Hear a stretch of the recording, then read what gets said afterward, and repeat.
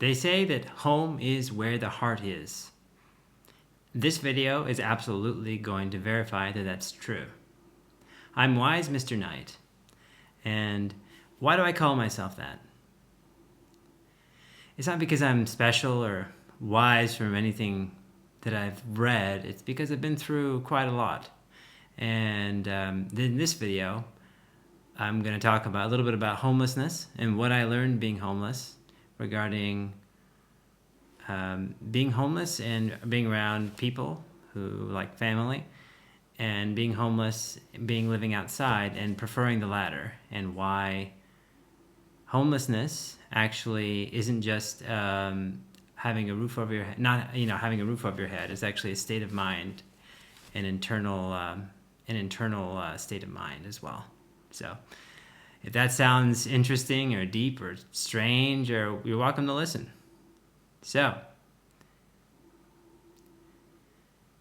I've been homeless twice in my life. Now let me define homelessness first of all. It is when I am sleeping outside and going to shelters, or surviving off of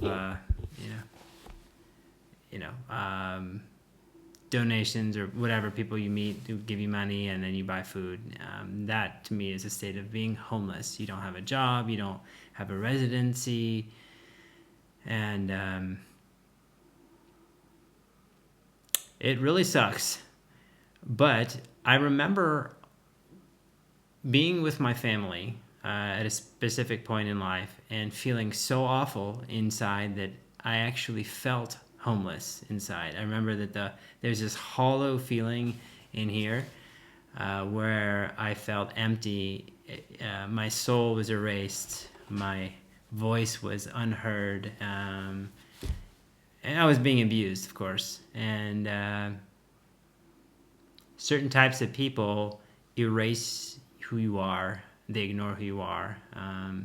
And, it's very sad when you grow up with those people as caretakers. Yes. So I think that the homelessness started at home, actually. And I specifically can remember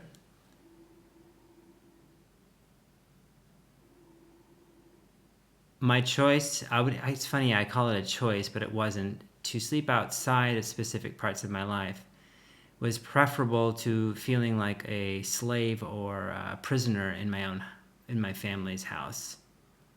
And that's that simple. Because I had the stars, I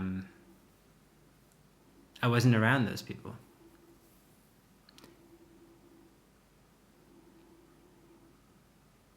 One memory I want to share of hope. Sometimes I would look up at the stars and I would ask, I would talk to God, and I'd be like, are you there? Do you love me? Are you my father? And then sometimes I would see like a shooting star and that would give me hope. So in my opinion, my view on homelessness is that it starts in the home, where your soul and your gets hollowed out, ignored, you get abused, and then you have to go somewhere else to where being on a street somewhere feels safer than being around your caretakers or your family. And that's pretty much it.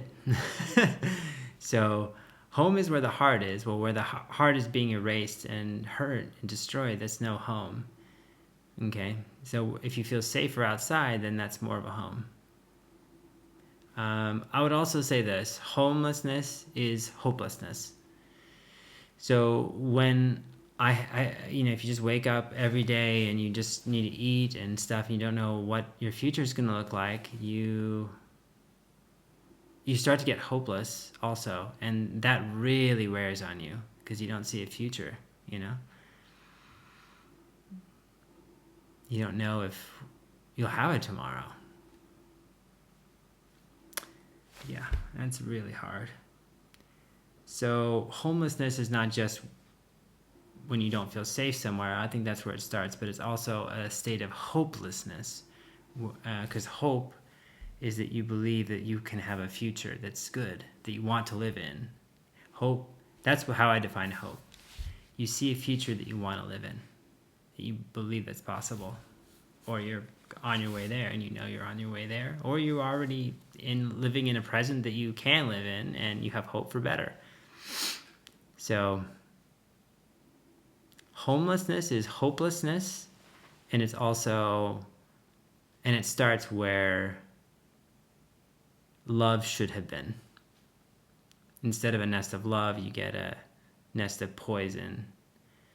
And now I'm not here to indict those people or call them out. I'm just stating my experience. So I don't know who that could help, but if anyone out there is feeling hopeless, maybe you have a roof over your head, but you feel hopeless, I encourage you to find hope. And in my experience, I'll just be honest, Jesus Christ gave me hope. He saved my life, man. I mean, look at me. I've got an apartment. I've got an F-14 Tomcat on the wall. I've got a plant. No, I'm just kidding. I have friends and I have a life now. So I want to share 2 verses in the Bible that could hopefully give you hope. And I hope that this has been an insightful video on what real homelessness is and how it starts. At least for me, that's my experience, right? Okay, so there's first of all, in Matthew, I've got a Bible right here. That's why I'm looking down. Yeah, it's my Bible. I used to take this Bible, and it used to be in my my bag with my sleeping bag. That's why it's so used up. So I've had this Bible for a long time. It will go to my children if I ever have them. Okay, so in Matthew 10,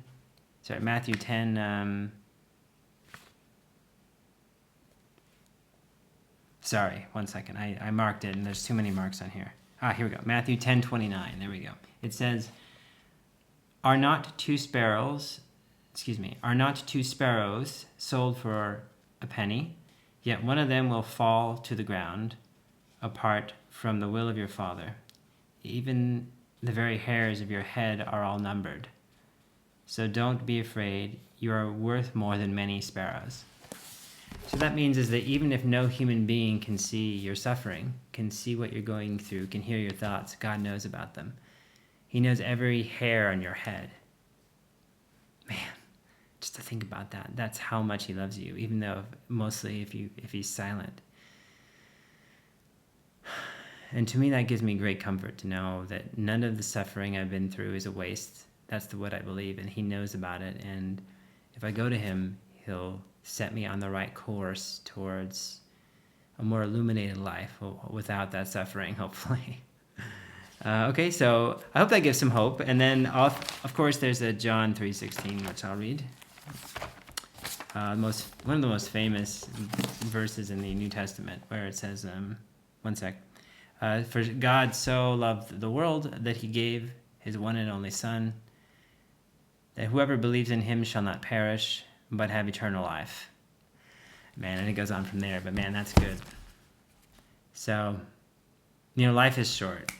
It goes like that, right? So I think that we do the best we can with what we can control, and the way I see it is that the source of life, the source of hope is Christ. And it says so in the Bible. And you have to just test it out yourself. Call out to him. Me talking about it for 10 minutes won't convince anybody. Only Jesus can convince you he's real. And I've had moments where I've lost that connection, and then I ask for it and it comes back. I think he's always there if you want him to be. So, all right, that's all I got to say. I don't know who you are or where you're at in life, but I just pray that you're okay, that you're safe, that you feel at home wherever you are, and that you're surrounded by people that love you, and that you feel known and have hope. And if you're not in those situations, then my prayer is that you'll find your way there, because you deserve it. We all need that. We all need to be surrounded by good people and in a place where we feel safe, known, and loved. So I'm Wise Mr. Knight, and this is my first long form video on this channel. So keep in touch, keep in tune for more shorts and more long form videos as well. And I hope you have a great Sunday. All right, God bless you.